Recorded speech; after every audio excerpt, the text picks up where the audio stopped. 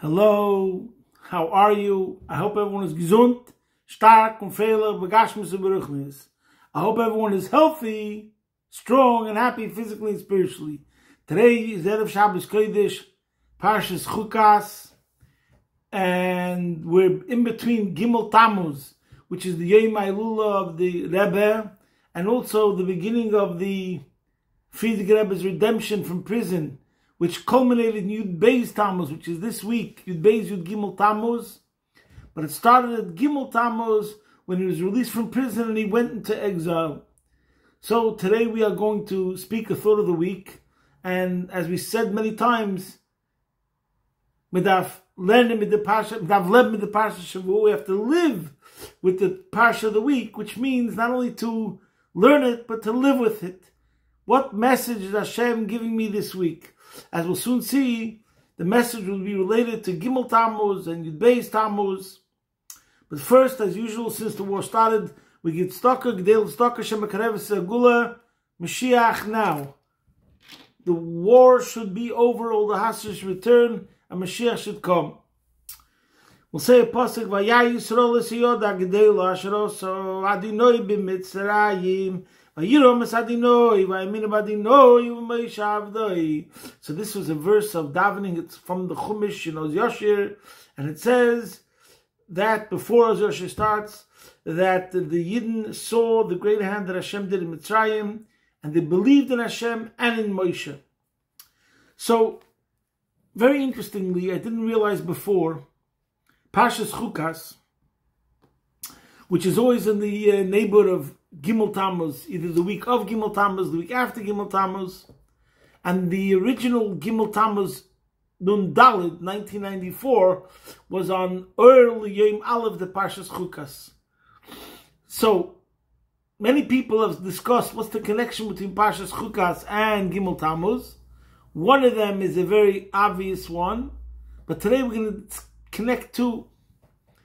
There's something right at the beginning of the Parsha, and there's something in Shvi at the beginning of Shvi. Now, when something is a message at the beginning and the end, that's a double message and a very powerful message because it's at the beginning and at the end. Now, what is it at the beginning? We mentioned this recently, but this time we'll read it inside. We're speaking about the Parah Aduma. That's the beginning of the Parsha. Zeis Chukas HaTorah. And the pasuk says, Daber b'nei Yisrael v'yichre lecha. Sorry. First pasuk of the Parsha says, V'daber Hashem al Moshe v'al Aaron leimer. Hashem spoke to Moshe and Aaron. Then it says, Zeis Chukas HaTorah shetziva Hashem leimer, Daber b'nei Yisrael v'yichru elecha Parah Aduma tmima. They should bring to you a Parah Aduma red heifer. Asheim b'mum ashaloi aleh oil. Okay. So Rashi over here, Bavorin, straight away, what does it mean? V'yichru elecha, that they shall take to you. And Rashi says, Lo'oila minikras al shmecha, it shall eternally be called by your name, be ascribed to you, Parah shosa Moshe b'midbar, the cow that Moshe prepared in the wilderness. So, Rashi over here is straight away by warning. In the beginning it says, Hashem spoke to Moshe and Aaron. But then all of a sudden he says, to Moshe alone. And in general, this is what we spoke a couple of weeks ago about Ma'ayin Li Basar. If you remember, it could be with Parshas Balois when we're speaking about Moshe and this kingdom, how everything starts from Moshe. We spoke about Ba'aloischa when it comes to something even that's Aaron's thing. Excuse me.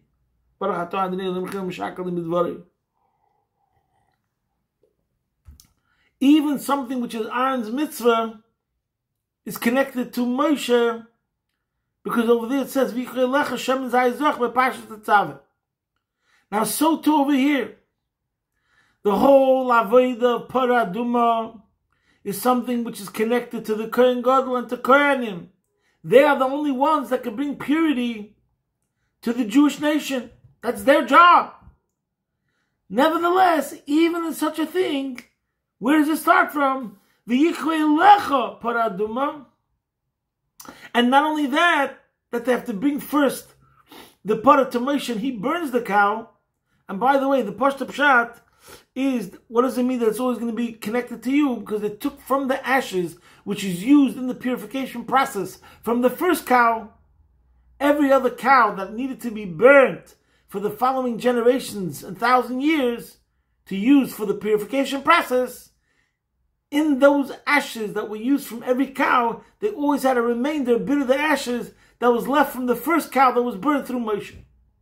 That's what it means, la'olam, forever it's going to be connected to you, because in every single purification process of every single Jew that needed it, it's going to be mixed in with the ashes that was a result of the actions of Moshe Rabbeinu.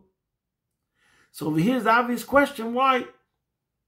Why do we need it to be dafka through Moshe, and especially the irony in something which is particularly connected to the Kohanim, that they're the ones that do the whole process, but still the first one has to be done through Moshe. And by the way, over here the emphasis that it's connected to Moshe is more than every other mitzvah. V'haraya, we don't see that it's stressed in any other mitzvah or all the other mitzvahs.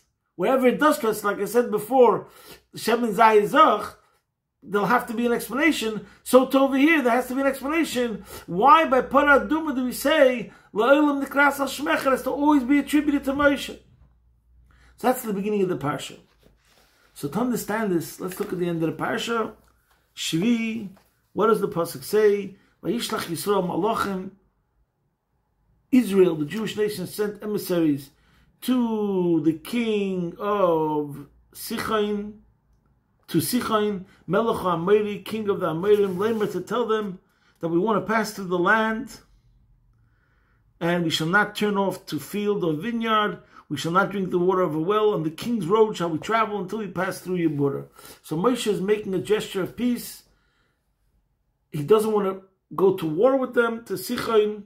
And Rashi over here says, Vayishlach Yisrael Malachim, Ub'makam Teila Shlichas b'Moshe. Here the pasuk says, Vayishlach Yisrael, as the nation, so to speak, sent the emissaries. Shenema, no, and then another pasuk it says Moshe. Shenema ve'eshlach malachim mimidbar k'demis. I sent messengers. So it's talking about Moshe. And v'chein, we find another contradiction. One pasuk says Vayishlach Moshe malachim mikodesh al melech Edom. One pasuk says Moshe sent emissaries to the king of Edom, and concerning the same exact happening and event, it says Vayishlach Yisrael malachim el melech Edom. So first it says Vayishlach Moshe, then it says Yisrael. Anyways, Rashi says one pasuk means the other. The Rebbe explains this diuk in the Rashi Sikha. What does it mean? Zen noel v'zeh pesach. But the point is to teach us that Shemoshe hu Yisrael, Moshe is the entire nation. V'Yisrael and Moshe loy melecha, to tell you Shenasi Ader, the generation's leader, is like Kichol Ader, is like the entire generation. Ki Anosi hu Akel, for the leader is everything. Now the basis of what I'm going to say now, interestingly, is two sichas, Chelik Lamed Gimel of Likutei Sichas, two sichas in volume 33 of Likutei Sichas, Chukas Aleph and Chukas Beis. Chukas Aleph is about V'yichei Lecha, and Chukas Beis is about this Rashi Sicha. So see there for the full package, so to speak, but I'm just going to give you the kernel and mix it up a bit. Okay, so what the Rebbe says over here, bottom line is that the chiddush of this Rashi is that first he starts off by saying that the Nasi Ader is Kichol Ader, which that means that the leader of the generation is equal to all the people of the generation. Talking about the people that he leads, that they're all equal. But then he adds to that, Ki Anosi hu Akol, that the leader is everything, is not only equal to the people, as if we say we have Moshe on one scale and all the on the other scale and they're equal. No, Ki Anosi hu Akol means everything everything that is connected to the generation comes from the Nasi, from the leader. But first let's talk about other place where it says this. There's a pasuk in Shemos. I thought I brought the Chumash in front of me. Oh yeah, hold on a second. There's a pasuk right away in the beginning of Parshas Yisrei, the famous pasuk where it says, Vayishma Yisrei, Yisrei heard all the miracles that happened to the Yidden. And the pasuk says, Vayishma Yisrei came mid Yechesem Mishna Eskes Elikim LeMoshe ULYisrael Amei. That the Eibishter performed all these miracles for Moshe and for the Yidden. So you might think that we're talking about different miracles. There are miracles that Hashem performed to Moshe. Moshe happened in his private life. And then there's other miracles that the Eibishter did for the entire Jewish nation. So Rashi says, Lim Moshe Yisrael, no. We're not talking about separate miracles. We're talking about the same miracles. But why does the pasuk Torah shebichsav, Hashem himself spells out both, adds another word, LeMoshe Ul Yisrael, Shokul Moshe Keneged Kol Yisrael. The reason why the pasuk brings them both together is to bring out this point that Moshe was equal to all of Israel.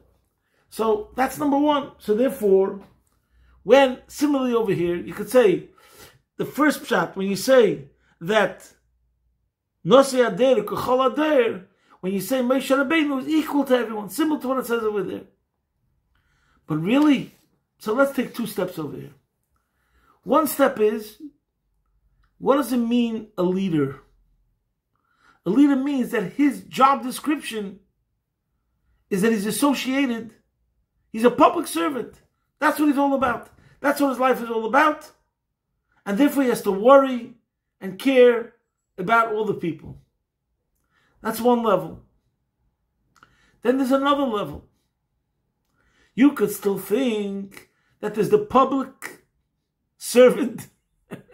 There's an aspect of this person that he's a public servant and that it's public. But then what about his private life? What about the way he is lifnai v'lifnim? What about the way he is behind closed doors? Does he have a life? Does he have any aspect about his identity, about his being, that's for himself? The answer is no. However, we're going to explain it. But this is what it teaches us when we say over here, number one, she'nasi ader kechol ader, and even more than that, ke'anasi wa'koil, he is completely for the generation, and the generation is completely connected to him. That's what it means. That's what the Rebbe is shot over here. So, just to bring an example of this, there's a couple of places where the Rebbe brings out this point.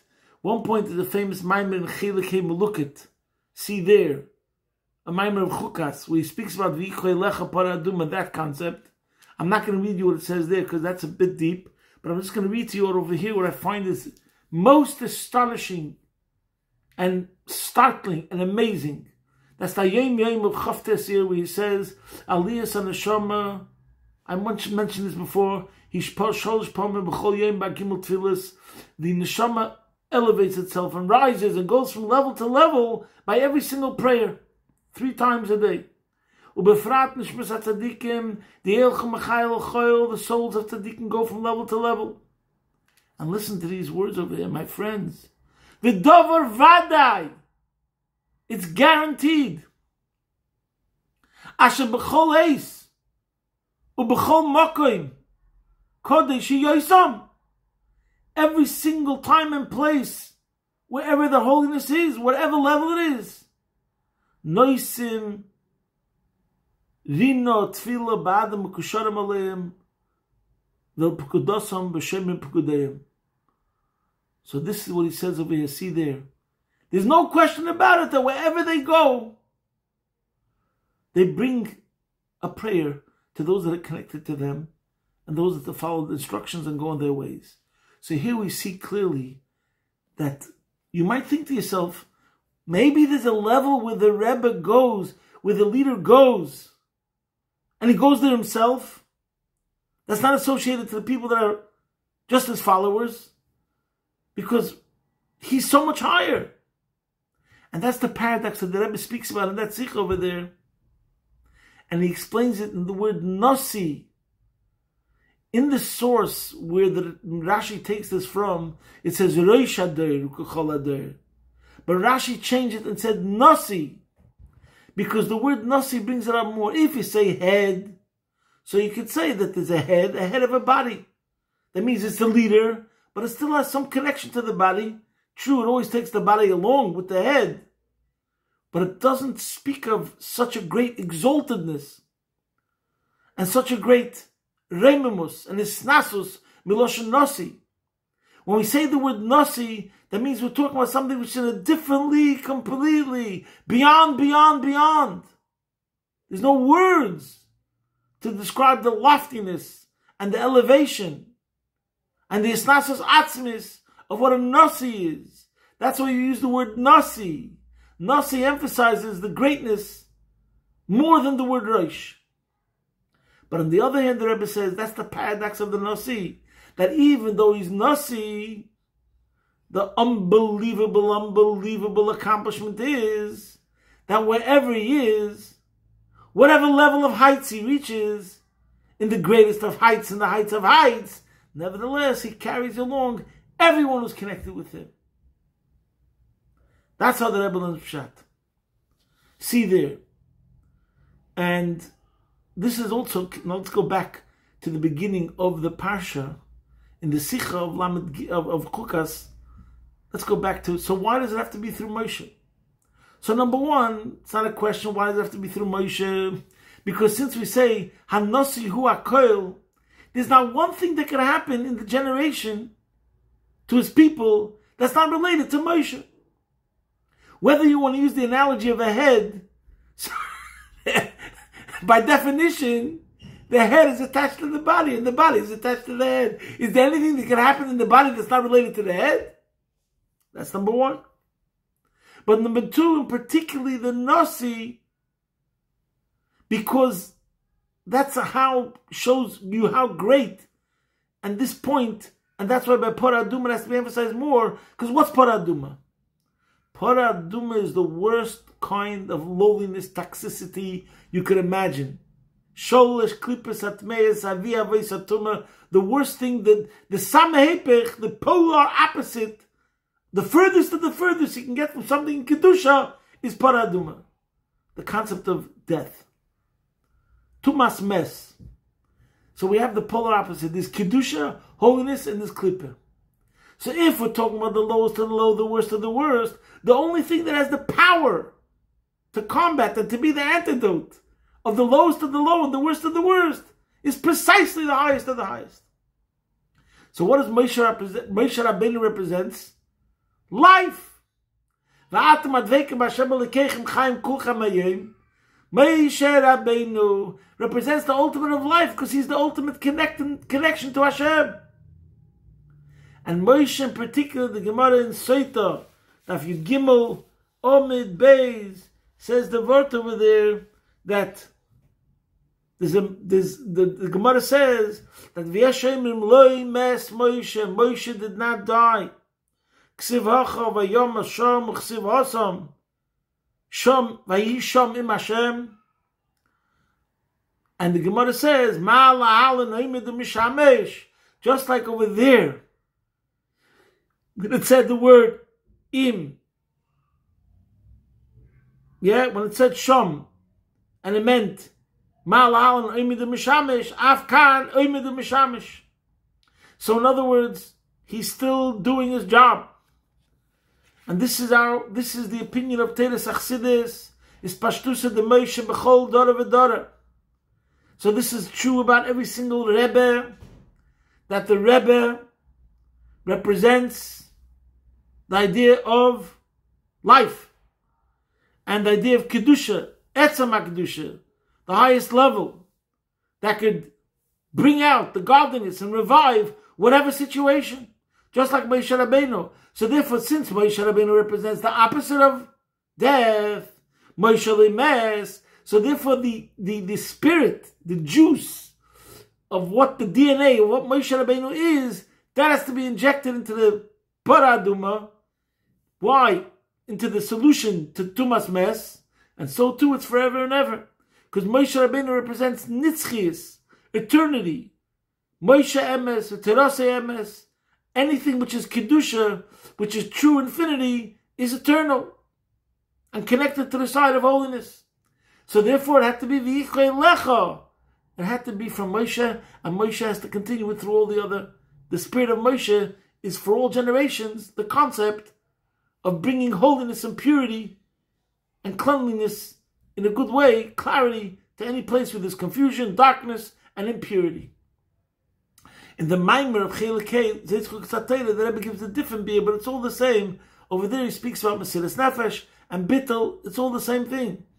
Only the tzaddik, which is completely nullified, and the highest level, so he's, like, so to speak, transparent, he becomes the ultimate conduit for the ultimate power and empowerment of infinity of Hashem. So now we understand V'yichei Lecha, and now we understand also what it means, why Moshe Rabbeinu is the one who's the Mamutza Mechaber. This is the way the Eibishter set it up. There should be a Moshe Rabbeinu who relates to the people, Ish Elikim, he's a human being, but at the same time, he's the full power of Hashem's infinity to be able to bring hope and salvation and miracles and transcending nature on every single level without any limits. So there's two stories I'd like to say, which I don't know if I ever said it before. One story is a story that happened with the Frierdiker Rebbe. We're talking about Gimel Tammuz and Yud Beis Tammuz. Gimel Tammuz, the Frierdiker Rebbe was sent into exile to the city of Kastarama. Now, mind you, thank God, even that exile was not like the exile, let's say, like the Rebbe's father was sent into exile and he was sent to some inhumane place, like a desert, where there was no food, the hunger was terrible, and the physical circumstances was terrible, the heat was terrible, he was surrounded by animals and pigs and the neighbors. It was terrible exile for the Rebbe's father, after he was in prison for 4 or 5 years and tortured. But the Frierdiker Rebbe, when he was sent in exile from Gimel Tammuz, which turned out to be only, in the end, a couple of days, 10, 12 days, even though he was meant to be sent there for 3 years, he was sent to a city. This city was like 1,000 miles away from where all the Yidden lived, all the Jewish cities, so to speak, Moscow, Leningrad, where all the Chabad Chassidim were. So he was separated, cut off from all the Chassidim. And he was sent to a city called Kastarama. So it's more like a house arrest. But nevertheless, it was terrible. Imagine the Rebbe, and he's in Kastarama, and he's in exile. And this is what the Frierdiker Rebbe said when he was there. Es ist schon bald a Chodesh, als ich hab nicht geschrieben wegen Tineke shel Beis Rabban. Was darf man haben Finger? He looked at his hand, and he said, what do I need fingers for if I can't write about educating Jewish children? The Rebbe repeated the story also, and he spoke about it in general. He couldn't communicate correspondence with the Chassidim when he was in exile, because he was a prisoner. They were looking at every single thing he was doing, and the whole point of exile is he has no freedom. The Frierdiker Rebbe looked at his hand, and the Rebbe says, the Rebbe explained in the Sikha of Shlach, Tovshin Beis, that this is a hand that put on film. I mean, it was involved in the act of putting on film and giving stock in, etc., etc., etc. And nevertheless, he looked at his fingers and he said, Was darf man haben Finger? If his fingers can't be involved in helping another Jew, then he has no fingers. They're worthless. Chas v'sholem. He looked at his holy fingers and he said, Was darf man Finger? Why? Because Anosi hu hakol. If my job description, my totality Not just a job description, that I'm a public servant. But there's no private I. There's no me. My totality, my me, and my very essence is the people that I lead and the people that are connected to me and the entire generation. And I have to be involved in all the details of the people of the entire generation. That's why the Friedrich Rebbe says what he says. There's another story where you see a lady came to the Rebbe after Machne Yisrael Yechidus. The Rebbe spoke about things, and this lady comes to the Dala, and the Rebbe gives her $1, and the Rebbe tells her she speaks Hebrew. She was an Israeli. Avodosi sheli, my avodah is lis'arev binyanim hapratim shel kol hapoinim elai. My job is to mix into the details of the people that turn to me. And then she says, this lady says, it's a smart observation, wise. She tells the Rebbe, after the Rebbe tells her this,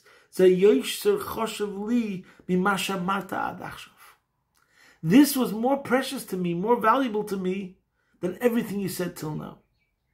Now, on one level, you could say, it seems like a very small concept. Oh, because you're worried about me and my life and my details. When you speak about things like Torah and mitzvahs and peace in the world, that sounds like it's huge, mega.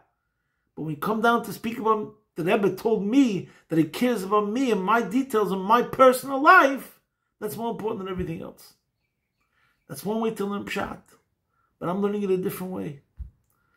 What she said is ultimately Taka, the ultimate. Because what's Pshat Anosi Hu Hakol? That is the definition. This is the definition of a Jewish leader, of Anosi Hu Hakol, that all the details of the people that are his followers and are connected to him, and as a matter of fact, the entire generation, everything is important to him. How are you doing? How are you feeling? How's your health? What's up? What's your life about? Please, I'm interested. I want to know about the details of your life. That's Pshat Hanosi Hu Hakol. It's not only about the people. It's about their needs. It's about their life.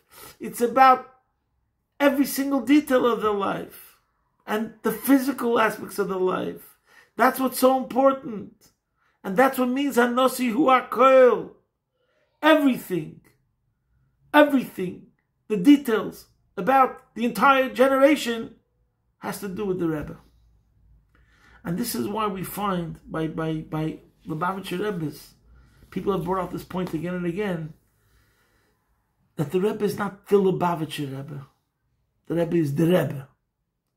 And that's why we see that the interest of all the Rebbeim from the Alter Rebbe onward were about matters that are connected to Gans Klal Yisrael, time and time again, with whatever label Jew you are. If you're a Jew, the Rebbe is interested in the details and making sure that it should be good for everyone. So this is the point between Gimel Tammuz and Yud Beis Tammuz, and the message that we're getting from this week's Parsha, from the beginning of the Parsha to the end of the Parsha. Every single one of us should connect with Nasi Hadir, is Pashtusha de Meisha B'chol Dara V'Dara, and the more we are connected to the Tzaddik, then the more the powers of the Tzaddik help us. And the Eibusha should help, that we should be reunited with the Rebbe, and then